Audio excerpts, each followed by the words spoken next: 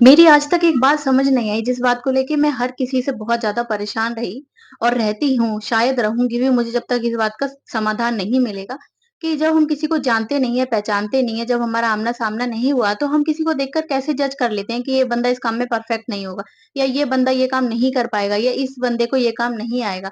अगर ये बात आपको समझ में आई हो, तो कमेंट में ज़रूर बताना।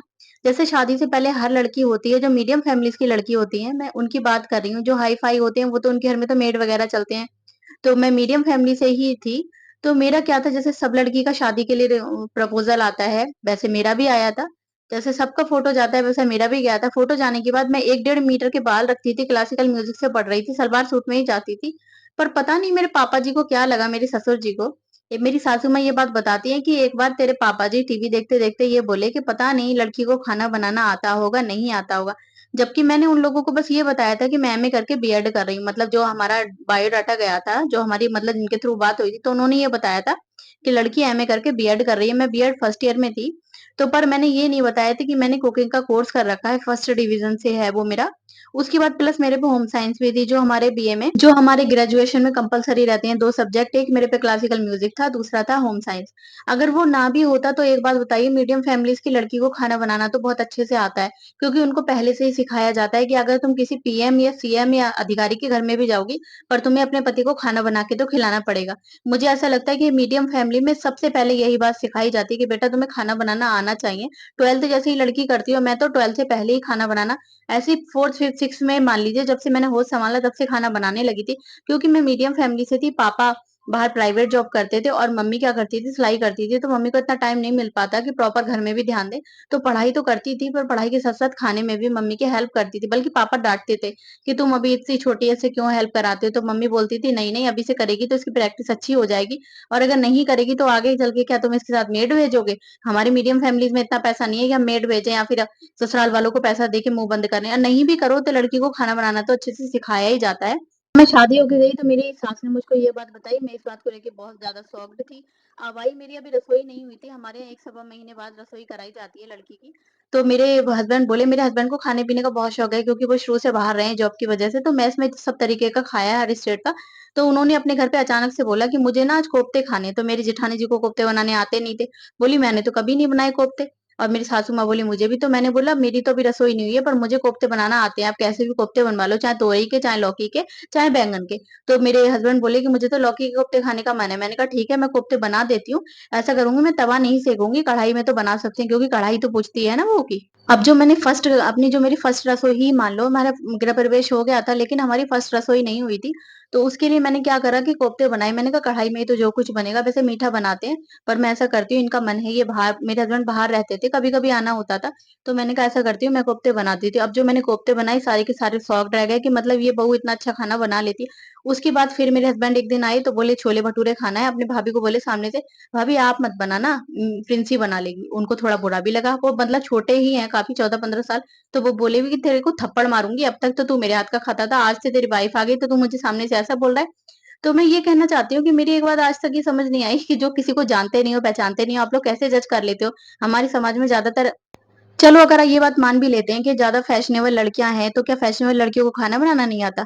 क्या फैशनेबल लड़कियों को घर चलाना नहीं आता? ये हमारी बस मेंटालिटी है कि जो फैशनेबल लड़कियाँ हैं या फिर जो बहुत ज़्यादा घूमती-फिरती हैं, उनको खाना बनाना, कोई-कोई लड़कियाँ ऐसी होती हैं कि घूमती-फिरती भी हैं, फैशनेबल भी होती हैं और उनको घर भी बहुत अच्छे से चलाना आता है। क्योंकि हमारे समाज में ये चीज़ें लड़कियों को बहुत बेहतर तरीके से सिखाई जाती है। जो लड़कियाँ बाहर रहती हैं, हॉस्टल वगैरह में पढ़ाई कर रखी होती है, तो उनके साथ तो प्रॉब्लम रही होती है, क्योंकि वो समाज के बीच में नहीं रही हैं, बाहर पढ़ाई करी है। वरना ऐसे हमारे समाज में ये देखकर जज नहीं करना चाहिए। अगर मैं अपने बारे में बताऊँ तो मैं राजस्थान की लहसुन की चटनी से लेके, महाराष्ट्र की पाव भाजी से लेके, बिहार की लिट्टी चोखा से लेके, गुजरात की दाल बाटी से लेके, हमारे यूपी के दम आलू से लेके, पंजाब के छोले भटूरे से लेके हर स्टेट की डिश बना सकती हूँ, वो भी परफेक्शन के साथ। देखने में डिलीशियस होगी तो होगी, टेस्ट में भी बेटर होगी। क्योंकि मेरे हस्बैंड का जो है वो उनको परफेक्शन के साथ तो चाहिए ही, टेस्ट में भी।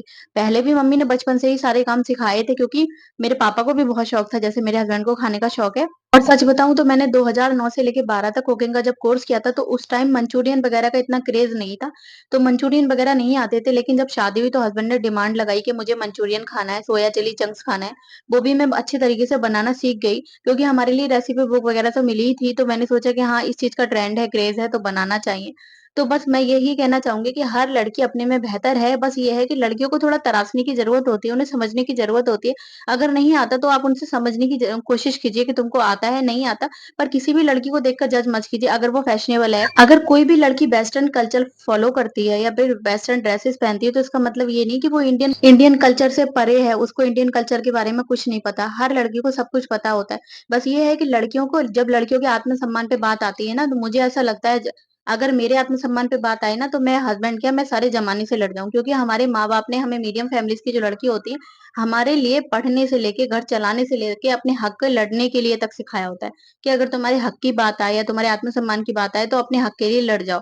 हमारे माँ-बाप जो होते हैं मीडियम फैमिलीज़ की जो लड़कियाँ होती हैं, उनके माँ-बाप बहुत खुददार होते हैं और जो खुददार होते हैं उनकी लड़कियाँ भी बहुत खुददार होती हैं। तो अगर मेरे हक की बात आती है ना, मेरे आत्मसम्मान की बात, तो चाहे मुझे अपने आप को कितना भी तराशना, वैसे मैंने बहुत ही अच्छे से मेरी जो मम्मी है उन्होंने मुझे बहुत अच्छे से सब कुछ सिखाया, हर माँ सिखाती है।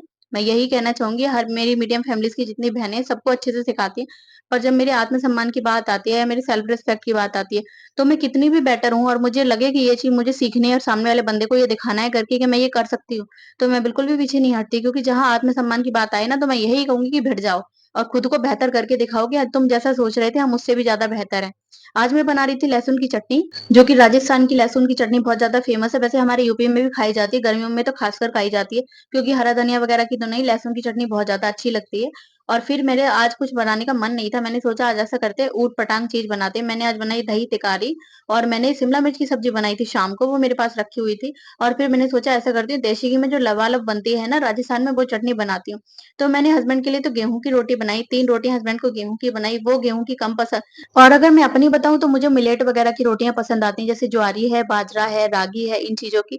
तो मैंने अपने लिए 2 रोटी बाजरा की बनाई बाद में, 1 रोटी तो बहुत अच्छे से बनी, 1 थोड़ी फट गई, मैंने कहा कोई बात नहीं, क्योंकि मुझे मेरे जब मैं घर पे ससुराल में जब काम करती थी तो मेरे पापा जी को लगता था ये नहीं आता होगा। साड़ी पहन के ससुराल में बन-ठन के रहती है, मेरे हस्बैंड तो बाहर रहते थे, वैसे ही मैं रहती थी, पर पता नहीं क्यों मैंने 2009 में जो पार्लर का कोर्स किया था कुकिंग के कोर्स के साथ-साथ, तो उनको लगा कि ये काम नहीं कर पाती होगी।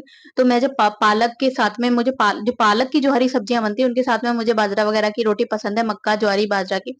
तो वो मेरी सासू माँ से सिखवाते थे। जब एक दिन मेरी सासू माँ बाहर गईं, मैंने देशी घी बनाया, तो उनको लगा कि इसको नहीं आता होगा, तो मेरी सासू माँ के सामने बोले, "तुझे देशी घी बनाना भी आता है?" मैंने कहा, "आप पापा जी ऐसा क्यों सोचते हो मेरे बारे में कि मुझे ये नहीं आता होगा? मैं आपको चैलेंज देती हूँ कि जैसा मैं काम कर सकती हूँ ना, आपके परिवार में जितनी भी बहुएँ हैं, अगर मेरी तरह कोई काम करके दिखा दे, खाना बनाने से लेके घर रखने तक, घर इतने परफेक्शन से मैं रख दूँगी कि मुझे नहीं लगता कि कोई रख पाएगा। और खाना लगाने से किसी को कहना नहीं चाहिए इनडायरेक्ट वे में, पर मैं किसी का नाम तो नहीं लूँगी। बस मैंने ये देखा है कि कुछ वेल एजुकेटेड हैं, गवर्नमेंट एम्प्लॉयड भी हैं, टीचर भी हैं, हमारे खुद के परिवार में हैं। अगर उनको खाना लगाने को कहो ना, तो कितना भी अच्छा खाना बना हुआ हो और वो इस तरीके से खाना लगाएँगी कि तुम्हारा मन नहीं करेगा, कोई-सी कटोरी, कोई-सी प्लेट, उनको ये भी नहीं पता कि जैसा खाना है उस तरीके से तो लगाएँ। मेरी मम्मी एक बात कहती हैं कि खाने लगाने का भी एक तरीका होता है। अगर तुम खाना इस तरीके से लगाओगी ना कि जिसको भूख नहीं है उसको भी भूख लग जाएगी। और एक खाना इस तरीके से लगाया था, थाली में उल्टा-सीधा रख दिया और कहो लो ठूस लो, मन है तो ठूसो, ना ठूसो तो थाली वापस कर दो। तो मैंने ऐसे लोग भी देखे हैं कि जो मतलब पढ़े-लिखे हैं पर उनको कुछ भी नहीं आता। बस ये है कि बस एक्सपीरियंस के बेस पे या कैसे भी करके उनकी जॉब लग गई है, तो बस सोचते हैं कि हमसे ना तो घर रखना आता है, ना ढंग से खाना लगाना आता है, ना ही घर ढंग से बनाना आता है। बस क्या है उन पे जॉब है तो बस वो सोच रहे हैं हमारी जॉब की वजह से पापा है। ऐसा नहीं है, हर इंसान हर चीज़ में परफेक्ट होना चाहिए। और अगर सामने वाले बंदे के पास जॉब नहीं है और वो आपसे परफेक्ट है तो उसको भी बराबरी दो, उसको नीचा मत समझो, क्योंकि ये है, देखो कहते हैं ना कि समय सबका पलटता है, एक ना एक दिन समय ज़रूर पलटता है। मेरी मम्मी एक कहावत कहती है कि परिंदों को एक ना एक दिन मंजिल मिलेगी, यकीनन ये उनके फैले हुए पर बोलते हैं। अक्सर वो लोग ज़माने में खामोश रहते हैं जिनके हुनर बोलते हैं। तो ज़रूरी नहीं है कि अगर आपके पास हुनर नहीं है, आपके पास जॉब है तो सामने वाला बंदा आपके काबिल नहीं है। वो आपसे ज़्यादा काबिल है, किसी वजह से उसकी जॉब नहीं लगी, या फिर अगर मैं अपने बारे में बताऊँ तो मैं केंद्रीय विद्यालय में क्लासिकल म्यूज़िक टीचर थी, पर मेरे हस्बैंड की बाहर रहती है पोस्टिंग, उनकी वजह से मुझे जॉब छोड़ना पड़ी। थी तो मैं कॉन्ट्रेक्चुअल बेस पे, पर केंद्रीय विद्यालय में कॉन्ट्रेक्चुअल बेस पे भी लगना बहुत बड़ी बात है। तो आज मैं अगर कितना भी काबिल हूँ, एमए बीएड हूँ, पर मेरी कोई वैल्यू नहीं है अगर रियलिटी बताऊँ ससुराल में। चाहे मैं कितने भी मतलब कितने भी हर काम में परफेक्ट हूँ, क्योंकि मेरे घर में एक हैं, जो कि गवर्नमेंट एम्प्लॉयड हैं, गवर्नमेंट टीचर हैं, इस वजह से उनकी तो चारों तरफ बाबा है कि टीचर हैं, टीचर हैं, टीचर हैं, मास्टरनी। लेकिन मैं कितनी भी होशियार हूँ, बस मेरा नेचर है जो नेचर के ही लोग तारीफ़ कर लेते हैं कि इसकी वाइफ़ बहुत अच्छी है, मेरे हस्बैंड का नाम लेके। बाहर से भी आती है बहुत अच्छे से। एक रोटी का मेरा पालक का आटा रखा था, तो मैंने पालक का पराठा सेक दिया। जो मैं 4 बजे हस्बैंड को नाश्ता बना के देती हूँ, कभी-कभी बच जाता है तो मैं उनको खाने के साथ ही दे देती हूँ, क्योंकि 4 बजे भी मैं उनको कुछ ना कुछ अलग बना के देती हूँ। वैसे बहुत सारे स्टाफ मेंबर हैं हमारे हस्बैंड के साथ में, वो उनकी वाइफ बना के नहीं देती हैं, कहती हैं हम पे तो नहीं 4 बजे उठा जाता, हम पहले 4 बजे उठे, फिर 6 बजे बच्चों के लिए उठे। पर मेरा अभी बच्चा छोटा है, 2 साल का है, तो मैं 4 बजे दे देती हूँ और मैंने सोचा आगे का आगे देखेंगे, अभी जैसा चल रहा है चलने देते हैं। तो बस मुझे थोड़ा-सा हर्ट होता है कि हमारे समाज में कोई लड़की कितनी भी बेहतर है, अगर उसके पास जॉब नहीं है, तो उसको मतलब एकदम अनाटा क्यों जाता है? उसको जैसे सबको देखा जाता है, वैसे समान नज़रों से उसको क्यों नहीं देखा जाता? अगर उसमें उस किसी वजह से उसकी जॉब नहीं लगी, अगर उसमें आपकी बेटियाँ जो हैं या फिर आपके घर में ऑलरेडी जो है उससे ज़्यादा गुण हैं, तो कम से कम उसको उस हिसाब से तो वैल्यू दीजिए। वीडियो अच्छी लगे तो